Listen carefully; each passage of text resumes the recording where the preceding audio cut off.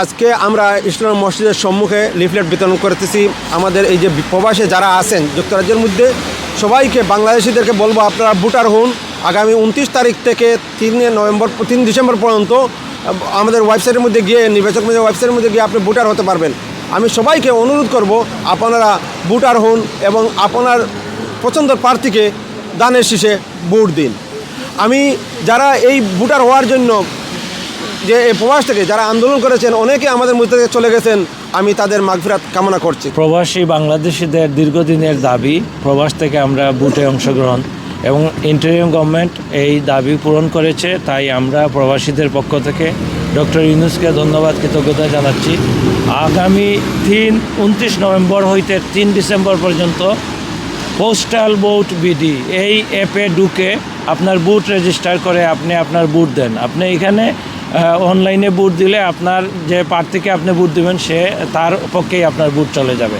তাই 29 নভেম্বর থেকে 3 ডিসেম্বরের ভিতরে এই পোস্টাল ভোট বিডি এই অ্যাপে গিয়ে ঢুকে আপনি আপনার ভোট রেজিস্টার করে আপনি আপনার ভোটের অধিকার প্রতিষ্ঠা। আমাদের মার্কা দানের শীষ আমাদের নেতা ভারপ্রাপ্ত চেয়ারম্যান জনাব তারেক রহমান এর নির্দেশে আমরা আজকে এই লিফলেট বিতরণ করতে আসছি ইস্টার্ন মসজিদের সামনে।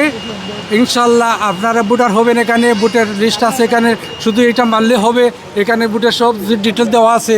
আপনারা ভোট হবেন, আপনারা যাকে খুশি তাকে দিবেন। এটা আমাদের রিকোয়েস্ট আপনাদের কাছে। ভোটটা নষ্ট করবেন, একটা ভোট অনেক মূল্যবান।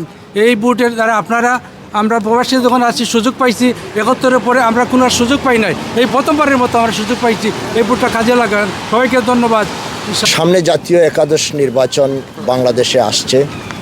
আমরা দীর্ঘ 17টি বছর যে ভোটের অধিকারের জন্য লড়াই করেছি, আজকে আমরা প্রবাসী বাংলাদেশিকে জানাতে চাচ্ছি যে প্রত্যেকের ভোটের রাইট এসেছে। আমরা সবাই যে প্রবাস থেকে ভোট দেওয়ার জন্য অনলাইনে ভোট দিতে পারি, এটা আমরা সবার ঘরে ঘরে এই লিফলেটিং আমরা করতেছি এবং সবার ঘরে ঘরে পৌঁছে দেওয়ার এই চেষ্টা আমরা করে যাচ্ছি। আজকে আমরা হোয়াইট চ্যাপেলে ইস্ট লন্ডন মসজিদে এবং বিভিন্ন জায়গায় আমরা লিফলেটিং করতেছি, আমরা করে যাব। এটা আমরা অব্যাহত থাকবে নির্বাচনের আগ পর্যন্ত। আসলে প্রবাসীদের দীর্ঘদিনের একটা দাবি আছিল যে প্রবাসী ভোটাধিকার। তো দীর্ঘ সংগ্রামের পরে এই ভোটাধিকার আমরা সবাই পাইছি, কিন্তু এখন সবর